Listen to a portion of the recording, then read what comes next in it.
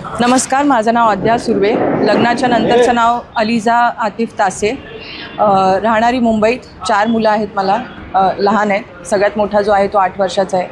लग्न झालं माझं 2017मध्ये फेब्रुवारी. हे लव्ह मॅरेज होतं. जसं मी आधीच्या इंटरव्ह्यूमध्ये सुद्धा बोलली आहे की हा माझा एक इमोशनली घेतलेला निर्णय होता, जो आज मला चुकीचा आहे असं कळत आलं 10 वर्षात.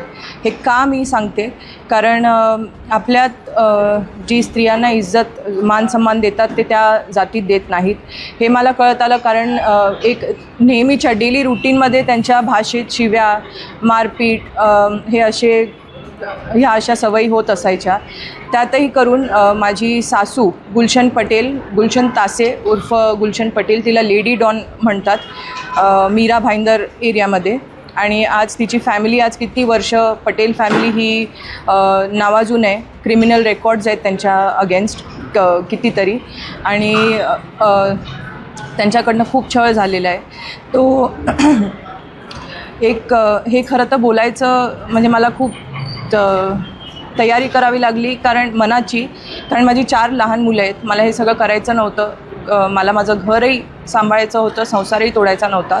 पण एका व्यक्तीचं एक लिमिट असतं सहन करायचं, की किती त्याच्याने सहन होऊ शकतं. माझ्यानी जितकं सहन करू शकली मी, ते मी 10 वर्षात केलं आहे.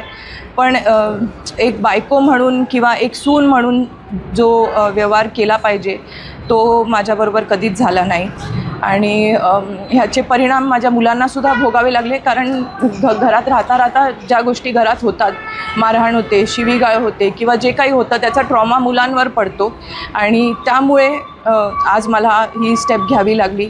लग्नाच्या आधी मला नक्कीच माहिती नव्हतं हे सगळं, कारण कोणीही समोरून स्वतःच्या चुका सांगणार नाहीत की माझं बॅकग्राऊंड असं आहे, माझ्या घरात असं चालतं वगैरे. ते कोणी दाखवताना एक चांगली इमेजच दाखवणार. त्या हिशोबात मी विचार केला की ठीक आहे, एक जातीवाद न करता, तो विचार माझ्या मनात कधी आला नाही. एक इमोशनली म्हणून मी विश्वासाने त्या घरात गेली, एका माणसाच्या विश्वासावर गेली. पण नंतर राहता मला कळलं की ह्या सगळ्या गोष्टी एकदमच विचित्र आहेत आणि त्यांना सवय झालेली आहे. म्हणजे त्यांच्यासाठी ह्या सगळ्या गोष्टी नॉर्मल आहेत. तुम्ही म्हटलं की लव्ह मॅरेज झालेला आहे, मात्र ज्या पद्धतीने तुमच्या नंतर अत्याचार व्हायला लागले, एक लव्ह जिहादचा एक प्रकार होता, जाणीवपूर्वक तुम्हाला प्रेमात ओढण्यात आलं असं तुम्हाला वाटतं का? म्हणजे एकूण लव्ह जिहादच होतं का? काय वाटतं? असं मी जबरदस्ती केल्यासारखं तरी म्हणता येणार नाही, कारण ते लव्ह मॅरेज होतं. पण नक्कीच हा एक कॉन्सेप्ट असा आहे की समोरची व्यक्ती तुम्हाला मॅन्युप्युलेट करते. प्रेमात खूप काही गोष्टी अशा बोलते किंवा विश्वास देते. त्यामुळे आपण त्या गोष्टीत फसले जातो असं मला तरी वाटतं. 10 वर्षांमध्ये तुम्ही कधी पोलिसांकडे गेला होता? 10 वर्ष संसार केल्यानंतर सुरुवातीला पासूनच छळवणूक झाली की आता तुमची छळवणूक? आणि लव्ह मॅरेज तुमचं झालेलं होतं, तुम्हाला धर्म बदलण्यासाठी कधीपासून दबाव सुरू झाला? छळ झाला की काही कधीपासून झाला छळ? आणि धर्मांतरासाठी कसा दबाव टाकण्यात आला, आणि कधी धर्मांतरण केलं?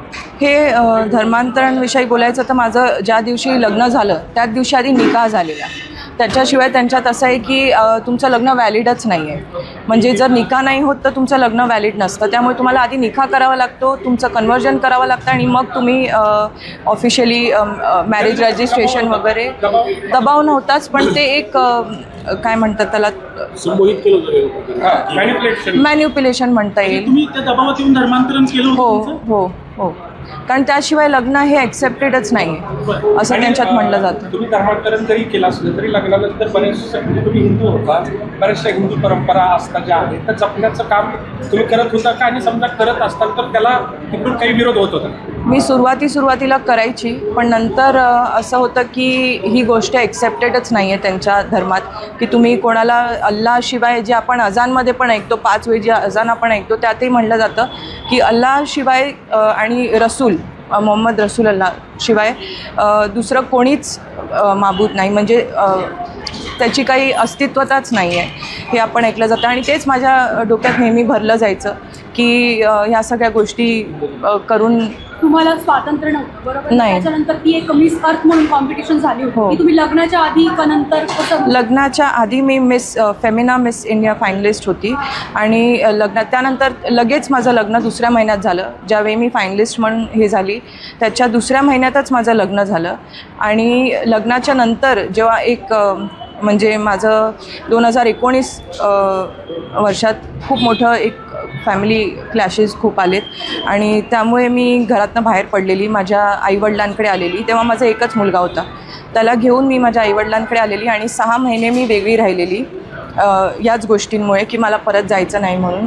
आणि त्यावेळेला मला अशा काही ऑपॉर्च्युनिटीज आल्या मिसेस इंडिया अर्थ किंवा काही. सांगितलं ना की जबरदस्ती असं हात पकडून गळा पकडून नाही झाली ती गोष्ट, पण ते आधी आलं होतं. पण हो रिटर्न पण आलं होतं. 6 महिने मी आलेली त्याच गोष्टीमुळे, कारण खूप मारहाण झालेली. मी प्रेग्नेंट होती, तक्रारी दिलेली. हो, मी हजबंडकडनं व्हायची आणि सासूकडनं. मेन म्हणजे जी कल्प्रेट आहे, जी कान भरणे, किती केलं तरी ती आई असल्यामुळे तिच्या गोष्टी तो नक्कीच ऐकणार आणि त्यामुळे तो इन्फ्लुएन्समध्ये येऊन खूपच हार्श असं. आईवडिलांनी तुम्हाला रोखलं नाही का इथे राहण्यासाठी? खूप प्रयत्न केलेत त्यांनी, कारण मी एकटीच मुलगी आहे.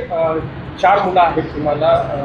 आता त्या मुलांना परत हिंदू धर्मात घेण्यासाठी तुमचा काही प्रयत्न आहे का? सध्या ते कुठला धर्म फॉलो करत आहेत हो. आणि समजा मुस्लिम धर्म फॉलो करत असतील तर त्या चौघांना परत हिंदू धर्मात घेण्यासाठी तुमचा काही प्रयत्न असला? नाही, झाले 1-1.5 वर्ष मी परत तिथे राहताच आपले सगळे जे काही मी लग्न आधी करायची देवाचं ते मी करायला सुरू केलेलं. त्यावर खूप अशा गोष्टी पण आल्या की अपोज केलं गेलं, पण मी तरीही करत होती. आणि नंतर मुलांवरही माझ्या यायला लागलं की माझा मुलगा कधी काही बोलला देवाबद्दल किंवा देवाचं नाव घेतलं आजी आजोबांचं ऐकून वगैरे, तर त्यालाही थोडंसं दबावलं जायचं. आणि आत्ता इथे आल्यानंतर जेव्हा मी हा डिसिजन घेतला की मला सेपरेटच व्हायचं आहे मुलांसाठी, कारण ह्याच्या पुढे माझ्याकडे ऑप्शनच नाही आहे काय. तेच मुलांनी बघण्यापेक्षा बरं आहे की मी माझ्या संस्कृतीत यावी परत आणि त्यांना एक सेफ असं वातावरण मिळावं घरातलं. म्हणून आम्ही एक हवन म्हणतात त्याला, पूजा म्हणतात, कारण माझ्या घरातल्यांचीही आस्था आहे आणि माझीही तशी आहे की इथे आल्यानंतर आम्ही एक पूजा हवन असं केलेलं. जसं आपण त्या गोष्टीवरही खूप लोकांनी प्रश्न उचलले की शुद्धीकरण का किंवा असं काय. तर माझं असं म्हणणं आहे किंवा मत आहे की आपण एका नवीन घरी जातो तेव्हाही एक पॉझिटिव्ह विचार घेऊन हवन करतो किंवा पूजा करतो घरप्रवेश म्हणून. ती तशीच एक आस्था होती, श्रद्धा होती. बाकी त्यात काही दुसरं त्याला वळण द्यायची गरज नाही असं मला वाटतं. 4 मुलांना तुम्ही हिंदू धर्मात घेतलेलं आहे. माझ्या मुलांची नावं मी ऑफिशियली बदलली आहेत. माझ्या मोठ्या मुलाचं नाव मी ओम ठेवलं आहे, मुलीचं अर्णिका ठेवलं आहे, 3ऱ्या मुलाचं नाव कृषिव आणि 4थ्याचं रुद्र असं ठेवलं आहे. तुमच्या त्या 2 जावा आहेत त्याही हिंदू होत्या आणि त्यानंतर मुस्लिम कन्वर्ट झाल्या. त्यांच्यावरही तुमच्यासारखाच काही अत्याचार होतोय का आणि त्यांनाही परत घरवापसी करायची आहे का? तुमच्याशी काही त्यांचं बोलणं किंवा तुमचं काही चर्चा? जी माझी मोठी जाव आहे ती सुद्धा हिंदू होती, पण आता ती ह्या रिलिजनमध्ये म्हणजे तिने स्वतः ॲक्सेप्ट केलं आहे. ती बुरखा वगैरे घालते, तिला ते मान्य आहे स्वतःला आणि ती करते तसं आवडीने. तिसरी जी आहे डॉटर इन लॉ, सून माझ्या सासूची, तिचे असे काही विवाद होत असतात सासूबरोबर, कारण सासूची अशी वृत्ती असल्यामुळे जी म्हणजे बायकांना तर ती असं समजते की हा एक प्रोडक्ट आहे, ही एक वस्तू आहे, मुलं काढली की झालं त्यांचं काम संपलं. त्यामुळे तिसऱ्या तिच्या सुनेनी सुद्धा कंप्लेंट केलेली आहे. गेल्या वर्षात एक कंप्लेंट केलेली. तिला लग्न होऊन हार्डली 2 वर्ष झाली आहेत. तिला 1 वर्षाचा मुलगा आहे आता. पण तिने गेल्याच वर्षी एक कंप्लेंट केलेली की तिला जबरदस्ती काही मांस वगैरे खाऊ घातलं, तिचं जबरदस्ती कन्व्हर्जन केलं असं, आणि तिला धमक्या वगैरेही देण्यात आल्या. तिच्यावर हे झाल्यानंतर तिच्यावर खोटी FIR करण्यात आली एक्स्टॉर्शनची, की तिने केस मागे घ्यावी. तसे प्रयत्न खूप वेळ माझ्यावरही झाले आहेत, माझ्या घरातल्यांवर. पण तिने ती केस परत घेतली, सेटलमेंट झाली, परत घेतली. आणि आत्ता ज्या दिवशी माझी FIR झाली 14 तारखेला गेल्या महिन्यात, त्याच्या आधी 10 तारखेला तिची एक FIR झाली आहे त्यांच्या विरुद्ध, सासू आणि माझ्या हजबंड विरुद्ध, की म्हणजे एक्स हजबंड विरुद्ध, की असाच छळ तिलाही होतो आहे आणि तिचा धर्म पाळण्यात तिला फोर्सफुली तिला करून देत नाही आहेत त्या गोष्टी. परत यायचं त्रास आहे. हो हो. पण तिचा हस्बंड तिच्याबरोबर आहे आणि त्यांचा संसार बरोबर चाललाय, सासूबरोबर जे काही. नवजी हातचा आणि धर्मांतराचा प्रकार आहे, तर तुमच्या जो नवरा आहे त्याच्याशी तुमची कशी ओळख झाली होती, कसं लग्न झालं होतं, तुमच्या घरच्यांना ते माहीत होतं का तुमचं लग्न तुम्ही मुस्लिम व्यक्तीसोबत लग्न करता, हे सगळं माहीत होतं का आणि कशी घटना आहे सगळी प्रतिक्रिया झाली? काय होती त्यांची? ॲक्च्युली सांगायचं झालं तर सगळ्यात आधी आमचा एक ग्रुप होता, कॉमन फ्रेंड थ्रू मी भेटलेली आणि त्याच्यात आमचं रिलेशन वगैरे चालू झालं. जेव्हा लग्नाची गोष्ट आली तेव्हा माझ्या घरातल्यांच्या कानावर मी हे घातलेलं, पण त्यांना ते स्वीकार नव्हतं, त्यांनी ॲक्सेप्ट केलं नव्हतं आणि त्या विरोधातही जाऊन ती माझी चूक होती हे मान्य आहे मला, पण त्यांच्या विरोधात जाऊन मी हे लग्न केलं आणि खूप काळ ते माझ्याशी बोललेही नव्हते. जोपर्यंत माझा पहिला मुलगा झाला नाही तोपर्यंत ते असं खास असं माझं बोलणं व्हायचं नाही. पण ज्यावेळी माझा मुलगा झाला त्यावेळी त्यांनी मग ॲक्सेप्ट केलं की मुलीचा एक आता ठीक आहे, म्हणजे काय फ्युचरची गोष्ट आहे, जे काय आहे ते चांगलं होऊ दे ह्यांचं, हे समजून त्यांनी ॲक्सेप्ट केलं. नंतर आता तुम्ही इकडे आलेलं आहे, तुम्ही हे सगळं आता माध्यमांसमोर येतो, तुम्हाला अजून सुद्धा काही धमक्यांचा वगैरे फोन येतो का सासरकडच्याकडून? अजूनही तुम्हाला की ह्या सगळं दाबवण्याचा प्रयत्न केला जातो का, की दबाव आणला जातो का तुमच्या कोणत्या प्रकारचा? हो, माझ्या सासूचा नक्कीच येतो आहे. कधीतरी ती शिवीगाळ करते, धमक्या देते, तुझ्यावर एक्स्टॉर्शन टाकेन, तुझ्यावर अशी केस टाकेन, तुझ्या घरातल्यांवर रेप केस करेन किंवा असं काय काय तिचे धमक्या असतात.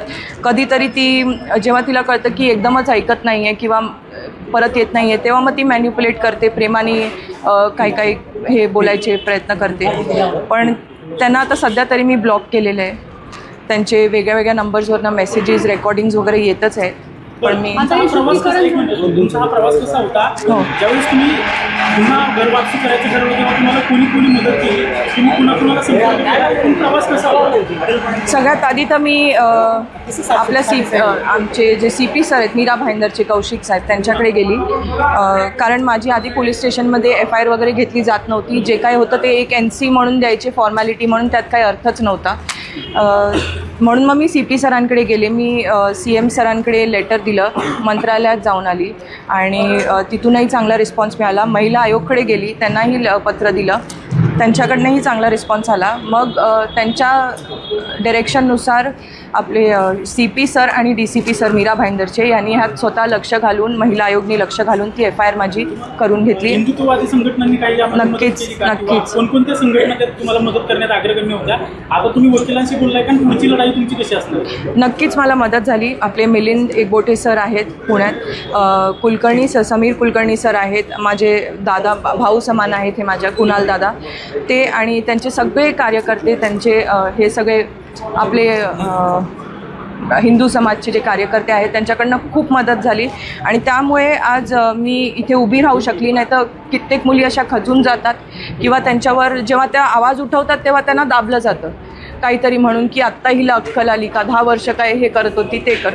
खूप असे कॉमेंट्स येतात आणि ज्याच्यामुळे मुली खचून जातात. त्यामुळे ते प्लीज करू नये. जर कोणी ज्यांनी सहन केलं आहे त्याला माहिती आहे त्याच्यावर काय त्यांनी काय सहन केलं आहे आणि त्यामुळे आज जर मी आवाज उचलते तर त्याचा तुम्ही दाबण्याचा प्रयत्न त्याला करू नये, कॉमेंट थ्रू किंवा कशा थ्रू. मी तर ते ॲक्सेप्ट केलं आणि मी तितकी खंबीर आता माझ्या मुलांकडे बघून झाली आहे की मी ते टॉलरेट करू शकते.